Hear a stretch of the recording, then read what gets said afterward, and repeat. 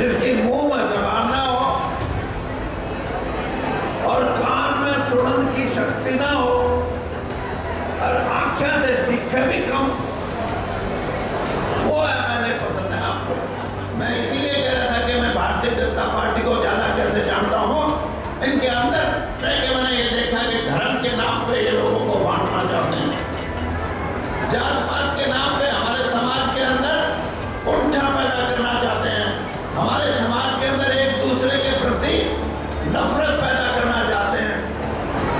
और एक बड़ी नेता बीजेपी की शहर में दंगा होया कहीं और मेरे को बुला के कहने लगी भाई वीरेंद्र मकामा, ये शहर का जो दंगा है इसने गामा में भी फैलाओ।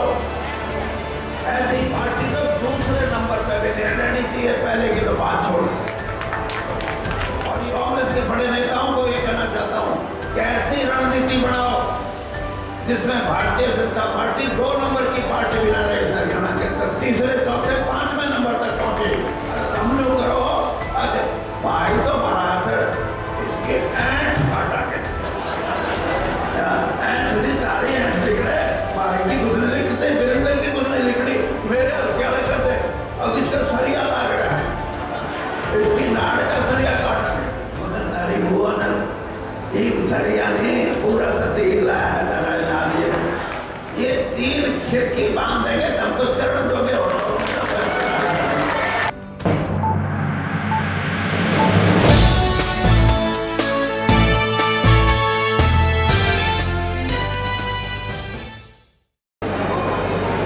बात रही भाई रणदीप,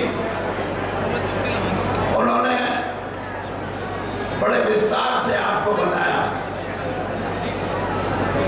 कि बीजेपी ने क्या क्या किया और आगे हम क्या करेंगे। मैं आपको इसलिए ये बात कह रहा हूं कि बीजेपी में रह के मन ने जितना बेरा है ना इनको कर्मियों का, और किसी ने बेरा नहीं है। और मैं कुकर्मी क्यों कहता हूं ये समझने वाली बात। आज सिर्फ संविधान को खतरा नहीं, आज सिर्फ कबीरे वर्ग की जो नौकरियों में पढ़ाई में उनकी जो रिजर्वेशन थी उसको खतरा नहीं, आज इस प्रजातंत्र को खतरा नहीं, इस देश के लिए खतरा बने हुए हैं। ये तो अगर देश मजबूत नहीं होगा तो ना तो प्रजातंत्र की बात कोई करेगा, ना संविधान की कोई बात करेगा, और ना आरक्षण की जो नीति है जो देश आजादी के बाद इस कबीरे वर्ग के लिए हमारे बुजुर्ग नेताओं ने संविधान के माध्यम से ये आरक्षण दिया है। अगर देश नहीं होगा, देश मजबूत नहीं होगा, तो ये बातें सोचने की हैं। 20 साल में पहली बार इस देश का कबीरा वर्ग इस बात को समझा है कि कांग्रेस पार्टी ने हमारे को एक सहारा दिया था जिंदगी में ऊपर उठने का। कांग्रेस पार्टी ने गरीब को एक रास्ता दिखाया था कि सामाजिक दृष्टि से भी, आर्थिक दृष्टि से भी और राजनीतिक दृष्टि से भी, जिसको शोषित वर्ग कहते हैं, जिसको कबीरा वर्ग कहते हैं, जिसको गरीब वर्ग कहते हैं, उनको एक रोशनी दी थी कि हमारे संविधान के माध्यम से एक रोशनी है कि हम समाज को आगे बढ़ाएं। लेकिन ये बांगर की धरती तो गजब है भाई, ये तो निखर से निखरना चाहते हैं, जिसकी मुंह में जबान ना हो और कान में सुनने की शक्ति ना हो और आंखें से दिखे भी कम, वो एमएलए पसंद है आपको। कमाल है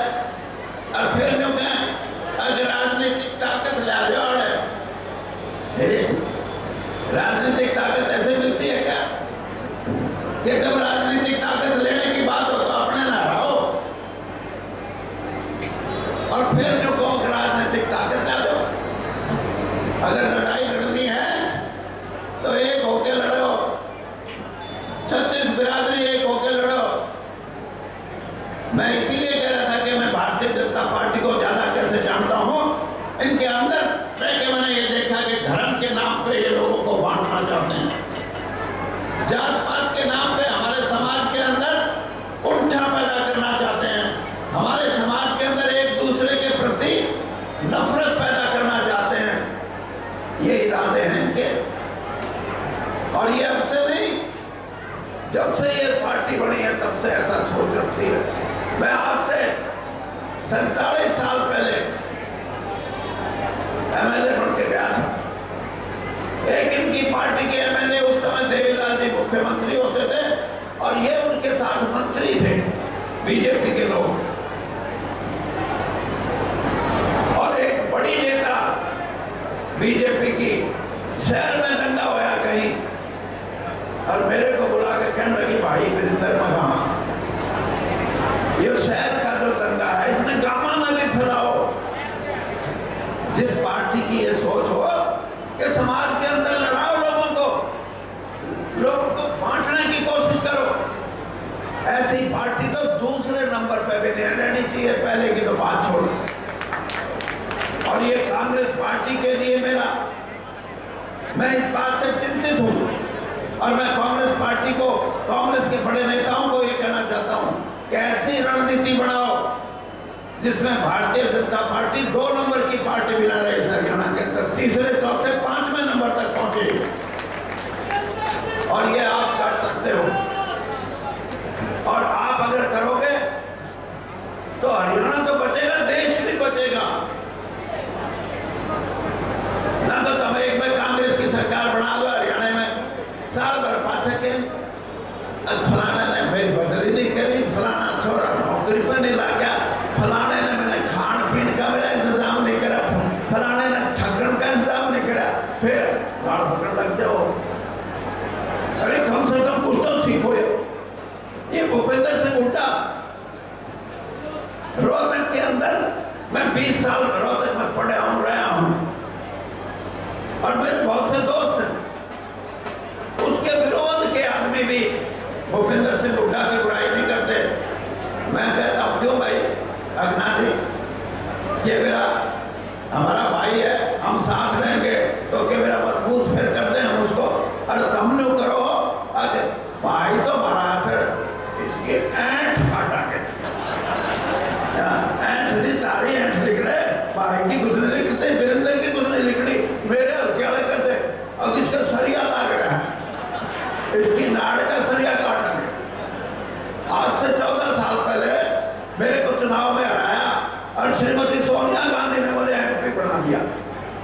वो सरिया काटने वाले ने बोले ओके ये तो हराया था, क्यों फिर क्यों बढ़ गया, मगर नारी बुआ ने एक सरिया नहीं पूरा सती लाया है नारायण। ये सोचो इन बातों को, इन बातों से अगर आप अपने समाज को एक करके, इस बांदर की धरती को एक करके लड़ाई लड़ सकते हो तो आपकी लड़ाई शिखर में जाएगी। और सुन लो, चौधरी शमशेर सिंह तो मेरे से 14 साल बड़े थे। मैं शैलजा हमारी जो बहन है उससे 14 साल बड़ा हूं, और शैलजा रणदीप शैलजा से 8 साल छोटा, और मेरा